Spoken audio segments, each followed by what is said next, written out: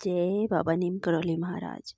एक बार की बात है, बाबा झांसी पधारे हुए थे और झांसी के सिविल सर्जन जो कि अंग्रेज थे, बाबा के पक्के भक्त थे।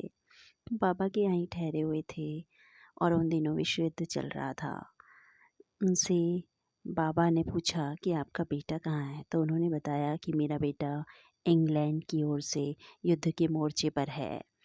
इस प्रकार जब रात में बाबा जी ने भोजन किया और अपने कमरे पर जाकर तख़्त में सो गए। करीबन 1 बजे रात उनकी नींद खुली तो सिविल सर्जन ने अचानक से देखा बाबा तख्ते पर लेटे हुए हैं और दर्द से तड़प रहे हैं। उनके कंबल से धुआं निकल रहा है। पति पत्नी ये दृश्य देखकर घबरा गए। बाबा ने सिविल सर्जन को देखा और फौरन अपना कंबल उतार कर उन्हें दिया और कहा, इसे अभी के अभी जाकर तालाब में ले जाकर बहा दो। सिविल सर्जन बोला, बाबा जी रात का वक्त है, सुबह बहा दूंगा। बाबा जी बोले, नहीं, अभी जाकर बहा दो। सिविल सर्जन बाबा के दिव्य चमत्कारों से परिचित थे, लिहाजा उन्होंने कोई प्रति प्रश्न नहीं किया और कंबल को तालाब में ले जाकर बहा दिया। और जब वह घर वापस आए तो उन्होंने देखा बाबा एक नया कंबल वैसा ही ओढ़े हुए मुस्कुरा रहे हैं। सिविल सर्जन और उनकी पत्नी ने बाबा से रात वाली घटना के बारे में पूछा। बाबा ने बताया, तुम्हारे बेटे का कल हिटलर की सेना से सामना हो गया था।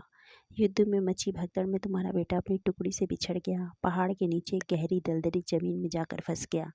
जर्मन सैनिकों ने उसके ऊपर बहुत सारी गोलियां चलाई, मगर सारी गोलियों को मैंने अपने कंबल में ले लिया, जिसके बाद उस कंबल में हमें बहुत गर्मी लगने लगी और हमने उसी वक्त उस कंबल को पानी में प्रवाहित कर दिया। अब तुम्हारा बेटा बच गया है और जल्दी वह तुमसे मिलने आएगा। कुछ दिनों बाद सिविल सर्जन के बेटे का पत्र आया। उसमें वैसी ही घटना का उल्लेख किया था जिसे बाबा ने बताया था। उसने लिखा था, कंबल ने गोलियों से उसकी रक्षा की थी।